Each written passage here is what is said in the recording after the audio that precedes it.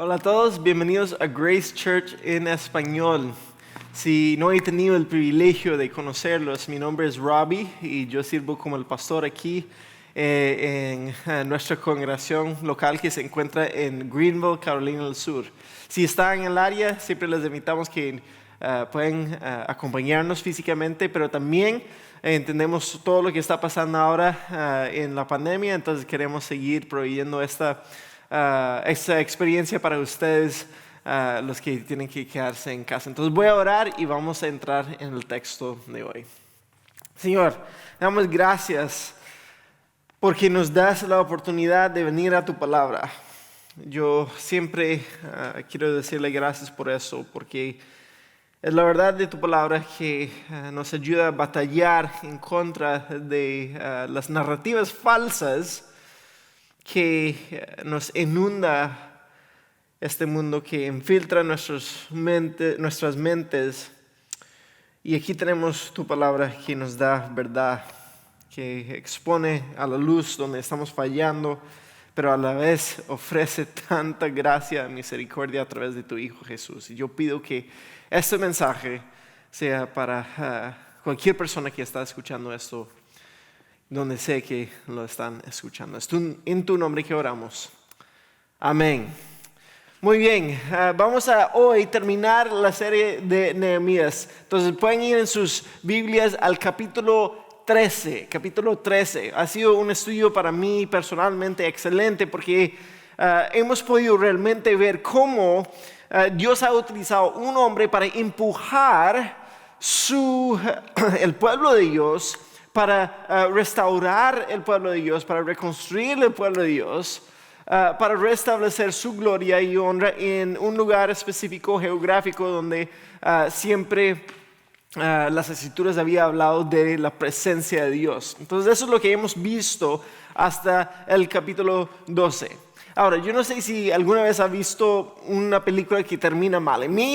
En mi opinión, una película termina mal cuando no resuelve el problema que están, cuando se trata de eso en la película. De hecho, los episodios, las series que vemos en Netflix siempre utiliza eso para que nos hace adictos a todo el show. Entonces queremos terminar un episodio, pero no han resuelto el conflicto, entonces tienen que empezar el siguiente episodio para ver qué es lo que ha pasado. Y yo siento un poco de eso cuando llegamos al capítulo 13. Si yo estuviera el que está escribiendo, yo termino con el capítulo 12, porque todo va bien, todo está establecido, todo está funcionando bien, como todo lo que vimos la semana pasada.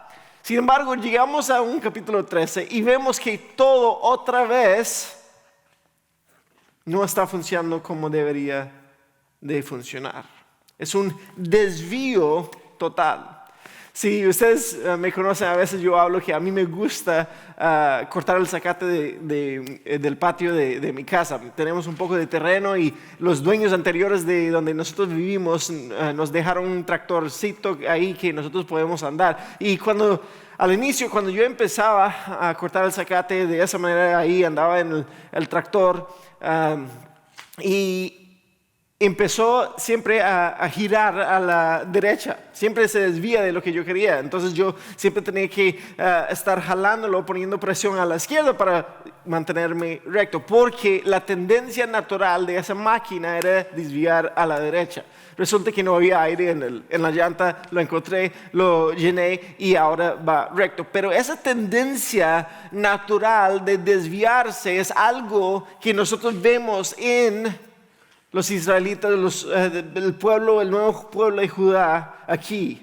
Y eso es lo que estamos leyendo ahora. Desde el inicio del libro ha pasado tal vez unos 12 años.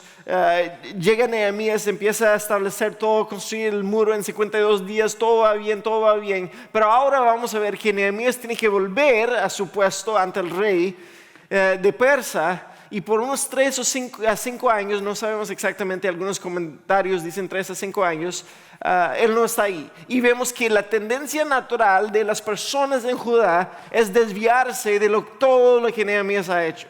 Entonces vamos a ver 3 diferentes áreas donde ellos se han desviado, 3 diferentes áreas donde el pueblo se ha corrompido, 3 diferentes áreas donde han dejado que las influencias de afuera ha infiltrado dentro del pueblo para desviarlos de lo que realmente es la voluntad de Dios.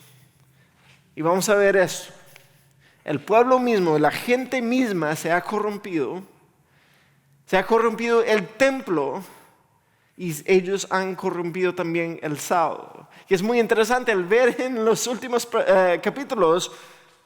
Es justo lo que ellos dijeron: no, nosotros vamos a seguir siendo fieles a Dios en estas áreas. Así que vamos a empezar con el versículo 1. Vamos a saltar a diferentes lugares simplemente para juntar cada idea. Pero yo espero que eso pueda realmente tener sentido al final de toda la enseñanza. Entonces, si vamos al versículo 1, capítulo 13, dice así: ese mismo día, mientras se leía el pueblo el libro de Moisés, se encontró el pasaje que dice que jamás se debe admitir a un amonita o un moabita en la asamblea de Dios.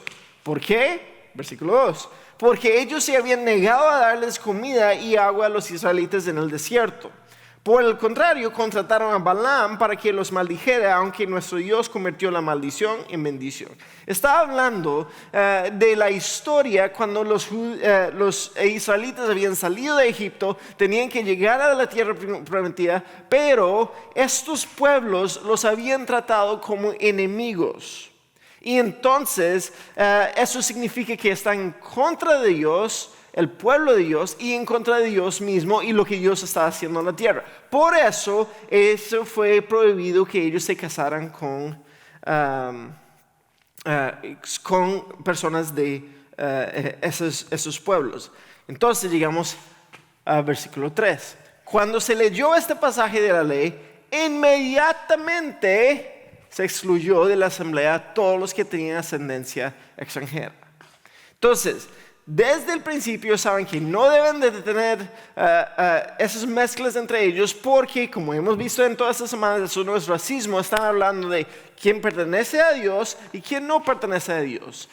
A través de la historia de Israel, a través de la historia del pueblo de Judá, cuando llegan esas otras personas desde fuera, ellos no solo llegan de una manera de familia o de esposa o de esposo, ellos llegan de una manera política, religiosa, que desvía el pueblo de seguir a Yahvé, Dios mismo. Y es por eso, ahora saltamos al versículo 23 y vamos a ver que cuando Nehemías vuelve a estar con el pueblo de Judá, ellos han casado con otros y se han desviado por completo. Entonces, versículo 23, vamos a saltar esos versículos 4 al 22, vamos a volver a eso después, pero dice así: por el mismo tiempo me di cuenta de que algunos de los hombres de Judá se habían casado con mujeres de Asdod, Amón y Moab, 3 pueblos que son enemigos de Dios. Además, la mitad de sus hijos hablaban el idioma de Asdod de algún otro pueblo y no podían hablar en lo absoluto la lengua de Judá. Ahora, justo están diciendo, hay que echar todos los que tienen ascendencia de otros pueblos. Esos hombres van, se casan con otras mujeres de ahí y tienen hijos, y esos hijos, esos niños tampoco adoran a Dios, no hablan el idioma del pueblo de Dios, más bien ellos son exactamente como todos los otros niños de la región. Ahora, a través del libro vemos que las mujeres y los niños son mencionados varias veces dentro de la asamblea que está adorando a Dios, y eso es algo bueno.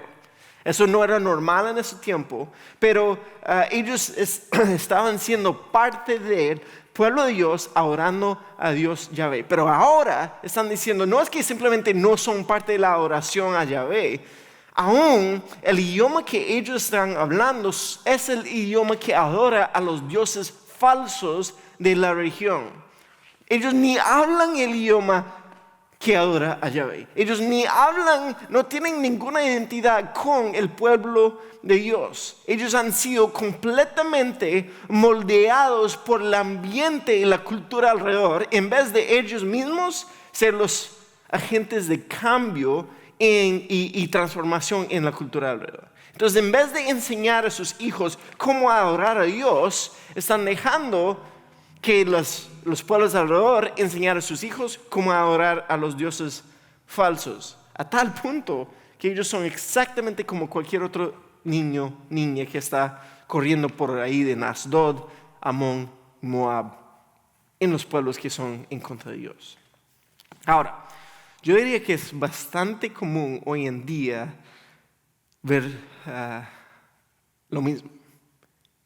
Aún con los niños creciendo en la iglesia. Yo no estoy hablando de idiomas. Yo estoy hablando de niños, nuestros hijos, nuestras hijas, que son mucho más influenciados por la cultura que está alrededor de ellos, en vez de ellos ir y influenciar a sus amigos, a sus escuelas, a sus maestros. Veo que ellos no adoran al Dios verdadero porque nunca ven a sus papás, sus mamás adorar al Dios verdadero.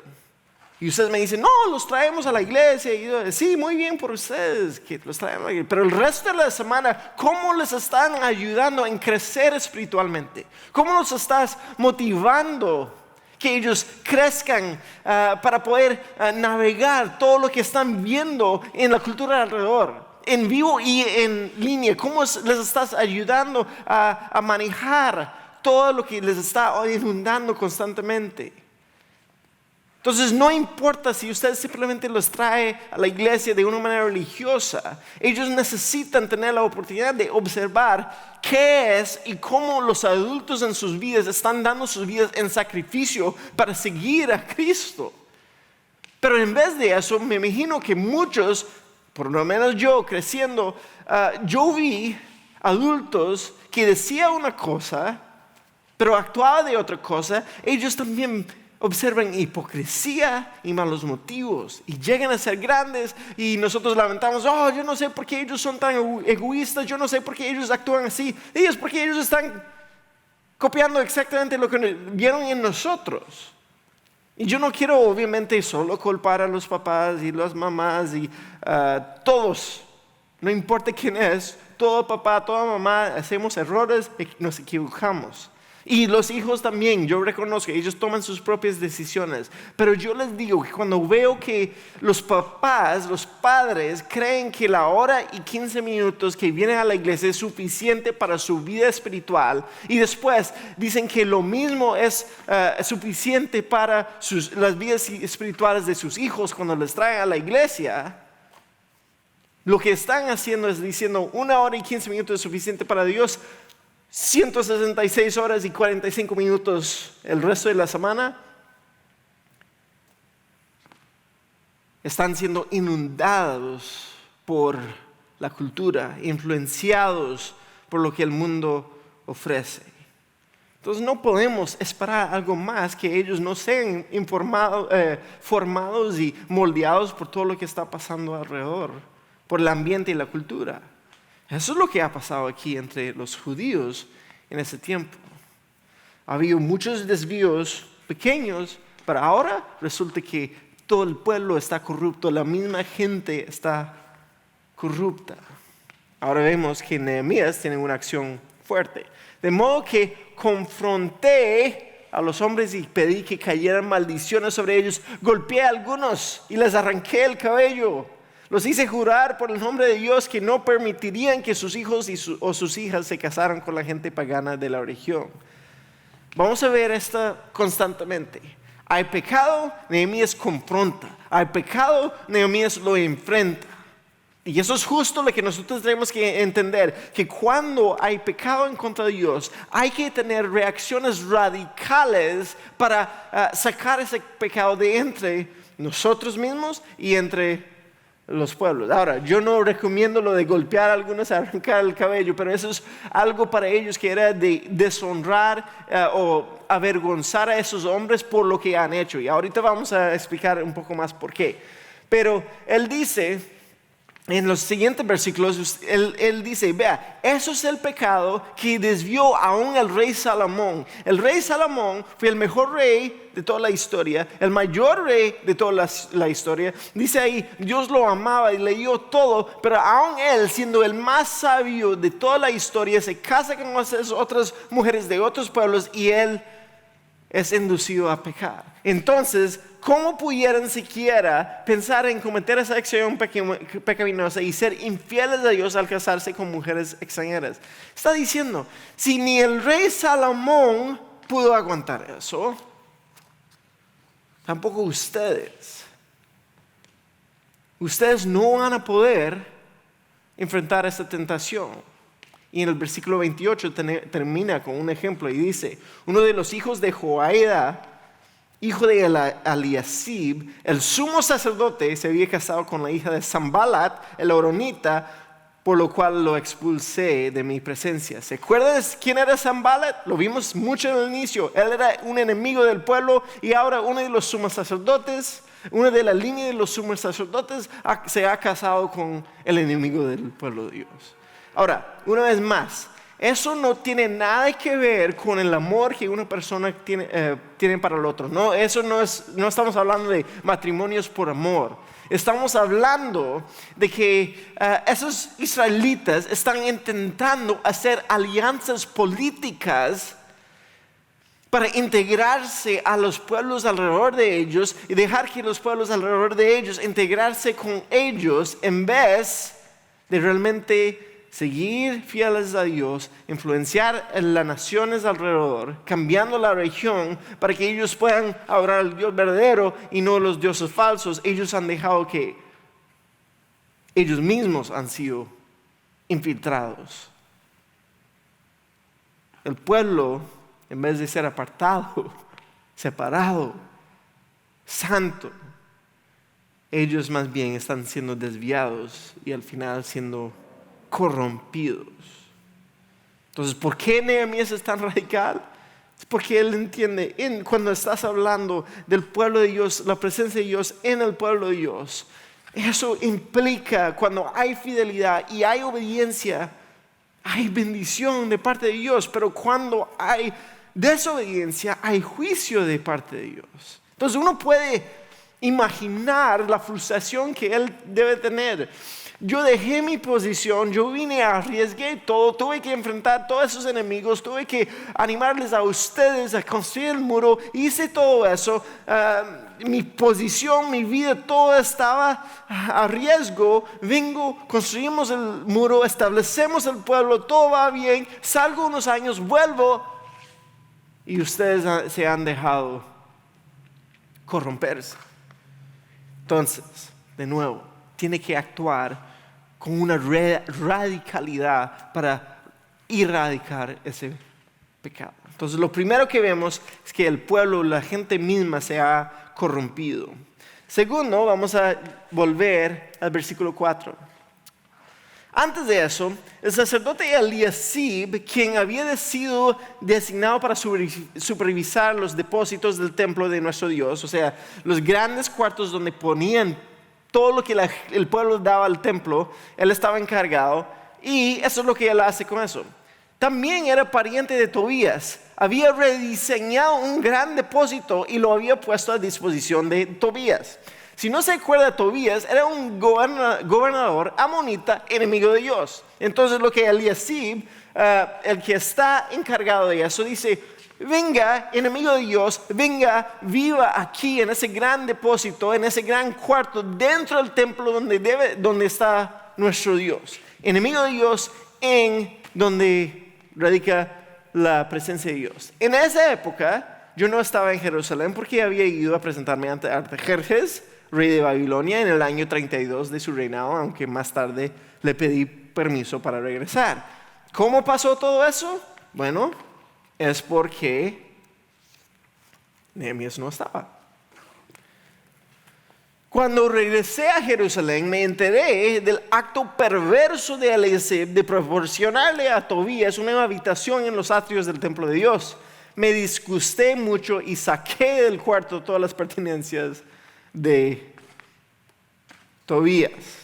Entonces, aquí está el enemigo de Dios viviendo no solamente en el pueblo de Dios, sino en el mismo templo de Dios. Y antes vimos que había algunos que lo conocían y trataban de convencer a Nehemías que no, este es un buen hombre, pero él nunca lo creía. Entonces yo quiero, la imagen chistosa que viene a mi mente es que como que si uno tuviera una hija Y esa hija tiene un novio, pero es un perdedor. Entonces uno le dice, hey, que se vaya de la casa, no estés aquí, yo no quiero que estés cerca de mi hija. Y después uno va de viaje y vuelve y encuentra ese perdedor de novio ahí en la casa, viviendo, comiendo la comida de uno, viviendo en el cuarto de uno, y uno le está diciendo, ¿qué es lo que está pasando? Eso es lo que yo veo que Nehemías se va y encuentra el enemigo en el medio del templo.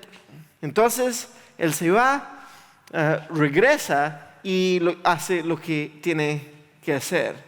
Él luego exigí que purificaran las habitaciones y volvía a colocar los utensilios para el templo de Dios, las ofrendas del grano y del incienso. Entonces, todo eso pasa cuando Nehemías no está. Nehemías tiene que venir, hacer lo que tiene que hacer, y ahora la razón que él está así es porque el templo mismo ha sido corrompido. Eliasib ha dejado al enemigo de Dios entrar. Creo que hay algo de importancia aquí para nosotros también. A veces dejamos lo que no debe estar en nuestras vidas entrar en nuestras vidas. Puede ser algo sutil. Entonces Él nos llama a ser vigilantes con lo que Él nos ha dado, porque si no, fácilmente nosotros podemos caer en dejar de lo que no debe estar en nuestras vidas, tener un lugar central en nuestras vidas.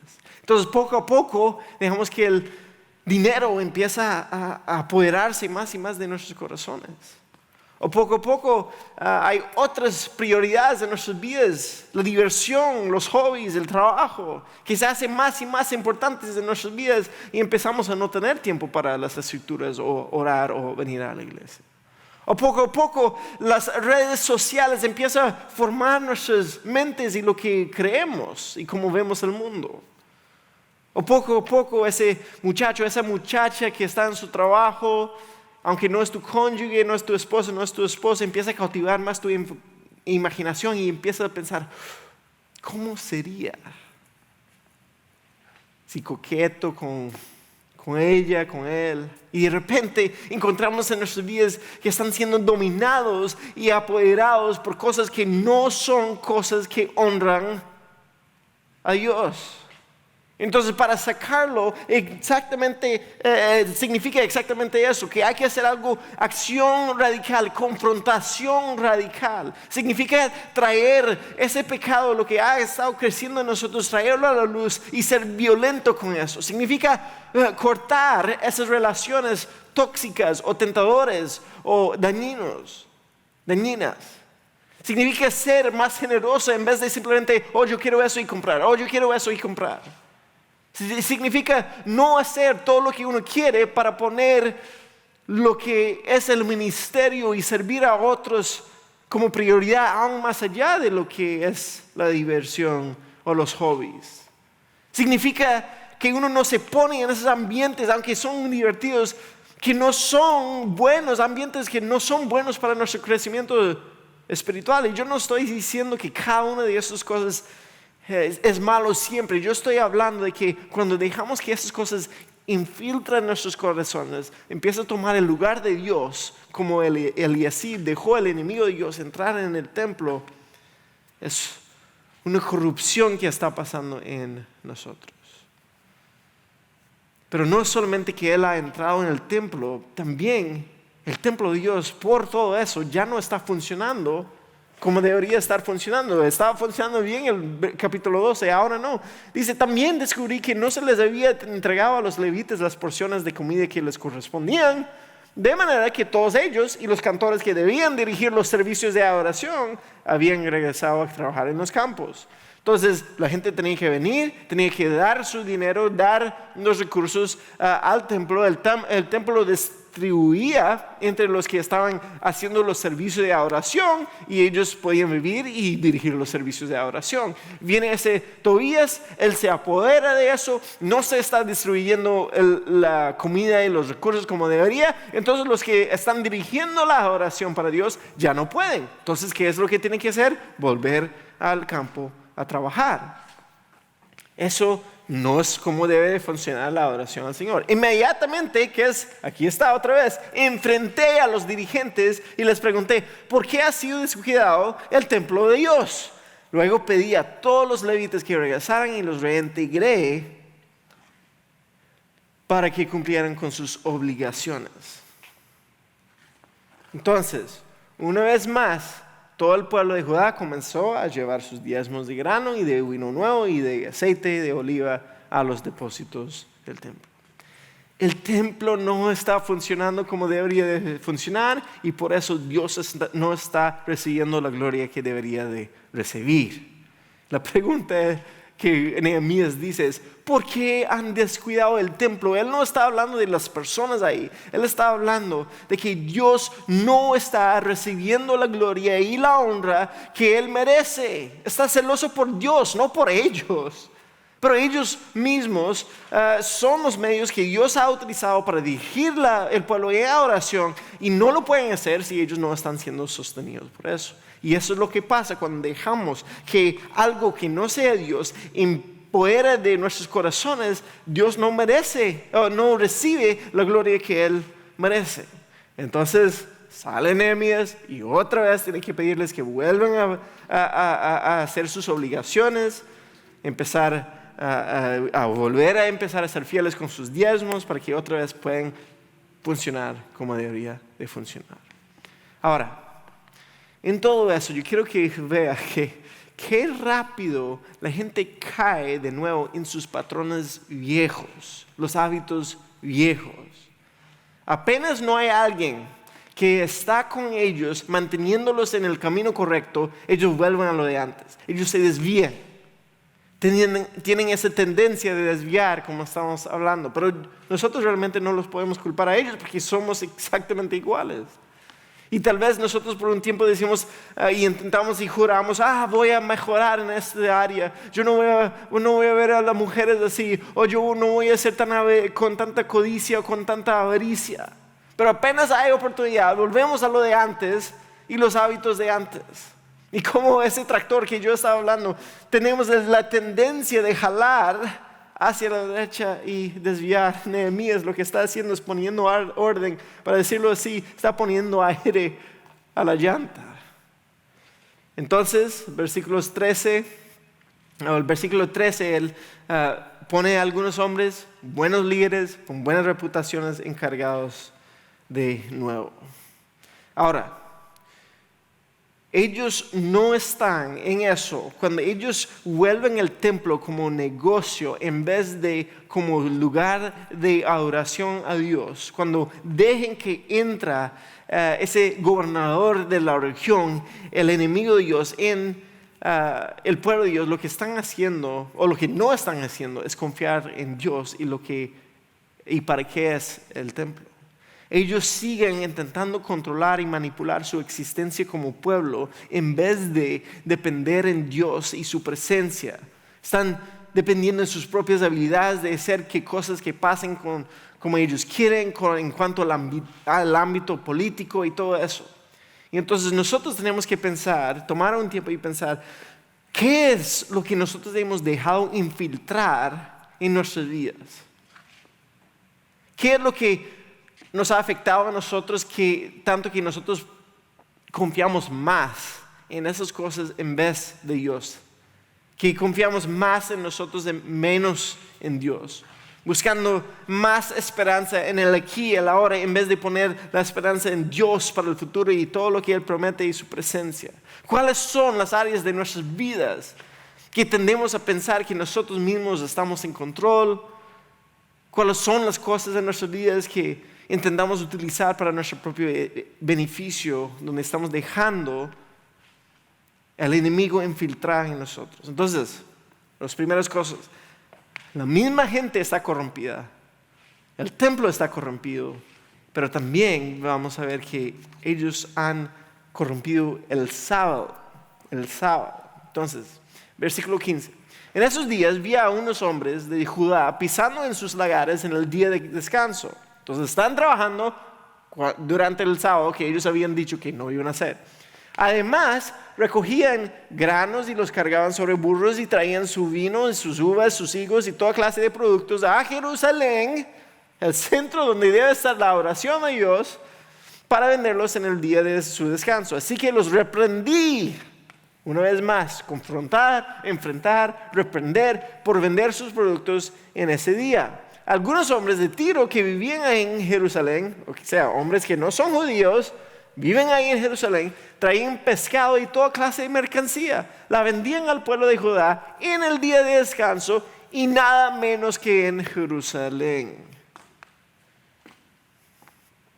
Tenemos que entender, ellos están haciendo justo lo opuesto de lo que habían prometido en el capítulo 12. Están trabajando, están vendiendo, están comprando, todo lo que supuestamente ellos habían entregado al Señor. Ahora, ya hemos hablado de eso, pero solo para recordarnos. El propósito del sábado no fue un día simplemente hay que descansar, no puedes trabajar de una manera religiosa. Muchas veces nosotros pensamos, cuando pensamos en el concepto de sábado, eso es lo que estamos pensando. No. La idea del sábado es descansar, no porque uno tiene que, sino yo voy a descansar intencionalmente para demostrar que Dios está en control de mi vida y yo no. Que yo tengo que depender en Dios y yo no.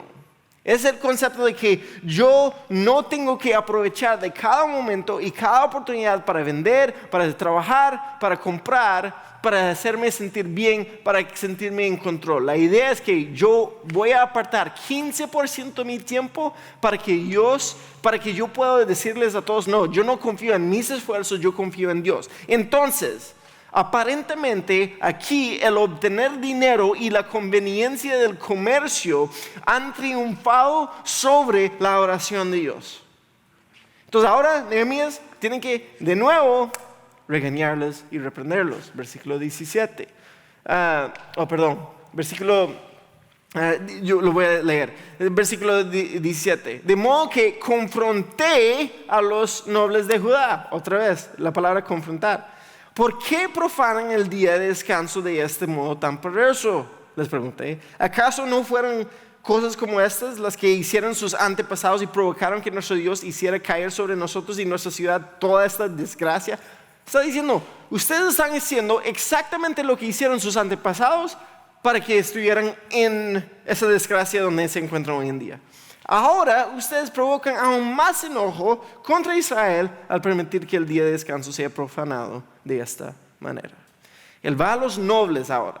Entonces otra vez Nehemías tiene que ese choque con los nobles y les advierte, hey, esa transición del sábado están reflejando exactamente el mismo comportamiento que ustedes hacían antes y por eso vino todo el juicio de Dios. Entonces de nuevo los llama a corregir y todo lo que están haciendo mal. Entonces, ¿qué es lo que él hace? Bueno, los versículos 19 al 21, él toma algunos pasos fijos. Primero, él dice, hey, vamos a controlar las puertas de Jerusalén, los vamos a cerrar durante el sábado para cortar el tráfico comercial en la noche antes del sábado. Segundo, él le dice a los que están tratando de venir y traer cosas para vender, él dice, hey, aquí no pueden quedarse ni pueden esperar afuera, porque si ustedes están esperando vender, toda la gente adentro está esperando como Black Friday, que queremos ir a vender, no están enfocados en adorar a Dios, así que váyanse de acá. Y en tercer lugar, él dice a los levitas, guarden las puertas. Entonces lo que él hace es cerrar toda oportunidad para que esas cosas puedan pasar. Él trata de alejarlos de la tentación de seguir haciendo negocio en ese día. Entonces, el problema aquí es lo siguiente. Está diciendo, si ustedes son suficientemente leales a Dios como para guardar el sábado o quieren seguir haciendo su negocio. ¿Quién amas? Es el reto. ¿Amas a Dios? ¿Amas al negocio? Y en realidad es la misma pregunta que Dios nos hace todos los días. Jesús lo expresó de esta manera. Nadie puede servir a dos señores, dos amos. porque o aborrecerá al uno y amará al otro, o se dedicará al uno y despreciará al otro. No se puede servir a Dios y a las riquezas. No podemos servir a dos amos. Si servimos a este mundo y lo que nos ofrece, entonces somos exactamente como todos los demás que están alrededor de nosotros. Y eso es lo que está pasando ahí en Jerusalén. Como dijo Jesús, si la sal pierde su sabor, de nada sirve. O sea, si la parte de la comida que tiene sal sabe exactamente como el resto de la comida que no tiene sal, entonces de nada sirve. Si no hay alguna separación en cuanto a cómo vivimos, no somos nada diferente que el resto de los clubes sociales, los grupos de diferentes hobbies que están alrededor de nosotros. Y la mayoría del tiempo, lo que pasa es, en vez de traer santidad a esos otros ambientes y otras personas que están alrededor de nosotros, más bien casi siempre nos desvía a ellos a seguir a Dios, de no seguir a Dios como deberíamos. Y eso es el peligro. Entonces llegamos al versículo 30, Nehemías se asegura que todo debe ser como debe ser y correr como debería, pero hay un sabor que las cosas no son como debería de ser. Ahora, antes de terminar, había 4 versículos que salté aquí y son 4 oraciones que Nehemías ofrece a Dios durante todo eso. Acuérdense la posición de Nehemías. Tiene que liderar ese pueblo necio, ese pueblo terco. Ellos han rebelado en contra de todo lo que ellos dijeron que iban a hacer. Entonces están enfrentando el juicio de Dios y Nehemías reconoce eso. Entonces vemos esas 4 oraciones que él da. Recuerda esta buena obra, oh Dios mío, y no olvides todo lo que fielmente he hecho por el templo de mi Dios y sus servicios. Versículo 14. 22. Recuerda también esta buena obra, oh Dios mío, ten compasión de mí conforme a tu grande e inagotable amor. 29. Recuérdalos, oh Dios mío, porque han profanado el sacerdocio y los votos solemnes de los sacerdotes y los levitas. 31. Recuerda esto a mi favor, oh Dios mismo. Tenemos a Nehemías, el gran constructor de Jerusalén. ¿Qué es lo que está haciendo? Expresando su dependencia de Dios para los resultados de sus labores y para su propio bien futuro. Él reconoce, yo estoy haciendo esto, yo estoy dando mi vida para esto, yo estoy tratando de ayudar a esas personas, yo estoy tratando de corregir a esas personas, pero igual su ministerio es dependiente de Dios. No tiene que ver con él. Si fuera para él no haría todo eso. Eso es difícil. Él tenía un trabajo cómodo, él tenía oposición, posición ante el rey, tenía facilidad de vida, pero aquí él ha tenido que trabajar constantemente, interminable, y tiene que ser confrontacional. Yo estoy seguro que no tenían ningún amigo. Pero eso simplemente nos muestra qué es lo que significa como líder, como personas que tenemos influencia sobre otros, que es difícil liderar a los seres humanos porque somos pecadores ante Dios. Y Él reconoce que ellos viven esa vida constante de pecado y Él los trata de mover hacia la confesión, el arrepentimiento, la oración, y después vuelven a pecar. Y es simplemente el ciclo de vida. Y Él está tratando de ayudarles en eso, y Él tiene que depender a Dios. Seguir a Dios no es lo más fácil, pero sí es lo mejor. Y Él quiere eso para el pueblo de Dios. Pero tiene que corregir esa corrupción de la gente, corregir esa corrupción dentro del templo, corregir esa corrupción del sábado al comprar y vender, que demuestra que ellos simplemente no aman a su Dios como deberían. Así que 3 ideas prácticas para nosotros para terminar la serie. Si somos parte del pueblo de Dios, tenemos que reconocer que ese ciclo de pecado, confesión, arrepentimiento, adoración, todo ese ciclo que hemos estado viendo es parte de nuestras vidas. Tiene que haber un arrepentimiento continuo. Hay que recibir esa confrontación, hay que recibir ese regaño, cuando nos reprende por lo que hemos hecho, y después tomar los pasos radicales para corregir donde hemos fallado. Pero es por eso que hay que reconocer que nunca vamos a ser perfectos hasta que estemos con Cristo. Entonces, hasta este momento, y hasta ese momento que Él venga, nosotros tenemos que tener esa actitud constante de humildad delante de Dios, diciendo: Dios, yo fallo, me arrepiento, voy a tratar de hacerlo diferente, pero en eso yo dependo en Dios, y decir: Dios, al final de todo, lo único que me va a salvar cuando yo estoy delante de ti, ante tu trono de juicio, es que tu Hijo ha muerto por mí, resucitó y ahora me ofrece vida eterna por su sangre que fue sacrificado y cubre esos pecados. Pero en eso tenemos que demostrar nuestra fe en ese acto del Señor, del Señor Jesucristo, a través del arrepentimiento constante, aunque estemos en ese ciclo. Segundo, como líderes, tenemos que reconocer que a veces hay dificultad y futilidad en el ministerio. Yo sé que hay personas aquí en nuestra congregación que han invertido años y años en una pareja o una persona. Tenemos líderes de grupos de comunidad que han invertido todo en alguien, hacen el trabajo, los acompañan en todo, y al final la vida de esa persona vuelve un desastre, o no hacen caso, siguen su necedad, siguen haciendo lo que no deberían de hacer, no quieren tomar consejos de nadie o de nada. Es parte de la realidad de trabajar con seres humanos quienes fallan. Y eso es cuando nosotros tenemos que darnos cuenta que estamos diciendo: Dios, yo hago lo que puedo, pero los resultados son tuyos. Solo Él tiene la habilidad de salvar a alguien. Así que las reglas y las leyes no nos ayuden a no pecar, no nos impiden de pecar, pero lo que sí hacen es darnos cuenta de cómo fallamos y cómo somos pecadores. Y por eso debemos ver nuestros fallos como una oportunidad de empujarnos hacia la gracia y la misericordia que Dios nos ofrece a través de Cristo. Uno no puede lograrlo, pero Él sí.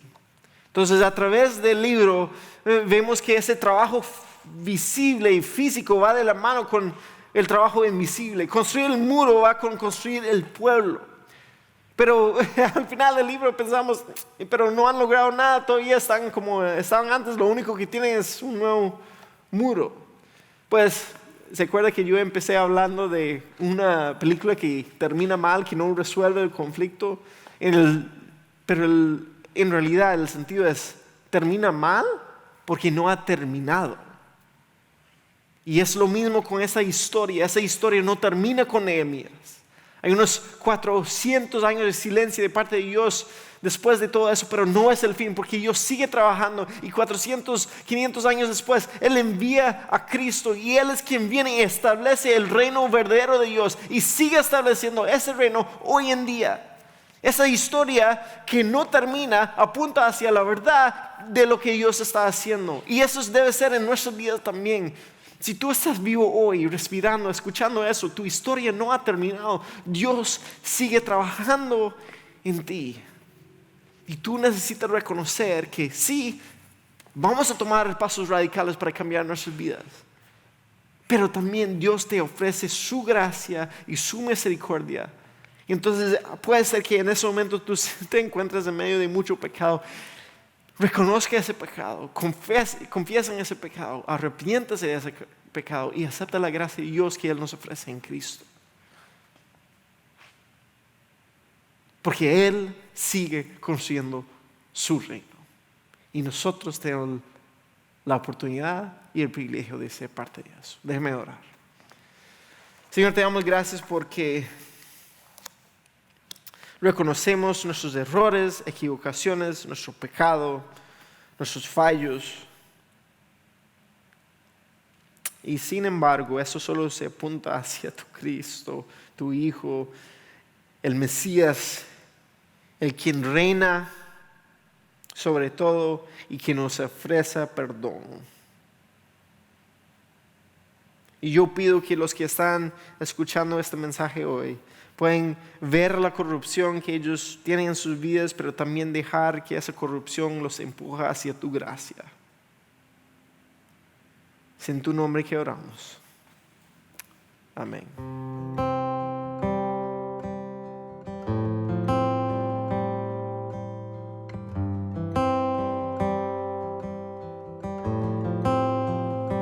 Mi redención está fundada en Cristo, no tiene fin su gracia para mí. Mi libertad, mi gozo y esperanza, mi firme amor, mi eterna y dulce paz.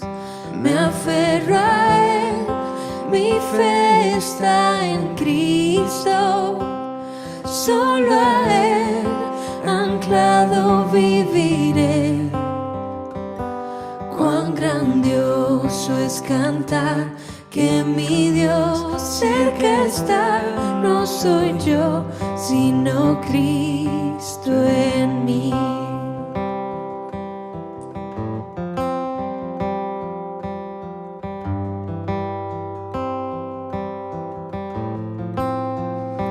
Me cuidarás aún en las tinieblas, pues siempre tus promesas cumplirás. Te seguiré en gozo o en tristeza, por tu poder en mi debilidad. Me aferro a Él, mi buen pastor me guía. En el valle Él me cubrirá.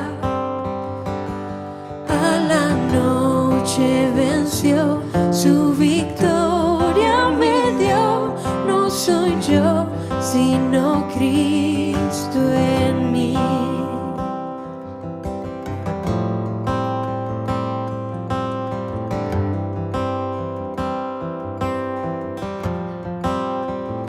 No temeré, ahora soy perdonado. El Salvador mi deuda canceló.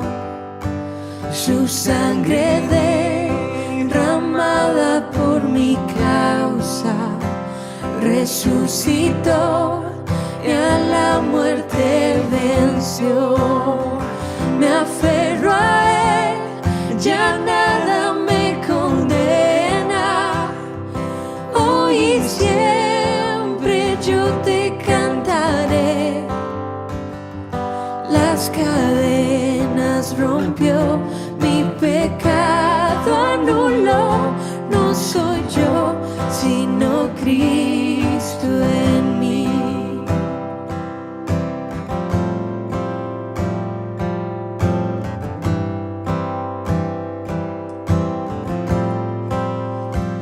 Te seguiré mientras yo tenga aliento, hasta que al fin me lleves a tu hogar. Tu voluntad en mí estás cumpliendo, hasta llegar al gozo eterno. Me aferro a Él, mi esperanza es Cristo. Toda gloria y honra sea a Él. A la meta cruzar, aún mis labios dirán: no soy yo, sino Cristo en mí. Me aferro a Él, mi esperanza es Cristo. Toda gloria y honra sea a Él.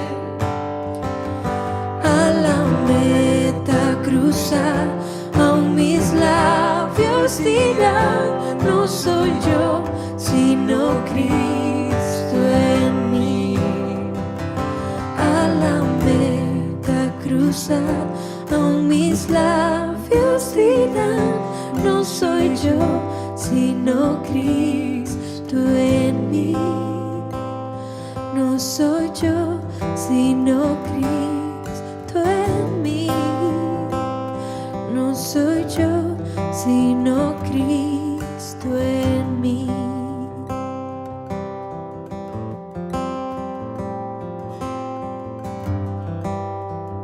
Muchas gracias por acompañarnos el día de hoy. Si tienen alguna pregunta, algún comentario, nos encantaría escuchar de ustedes. Que Dios les bendiga y tenga una excelente semana.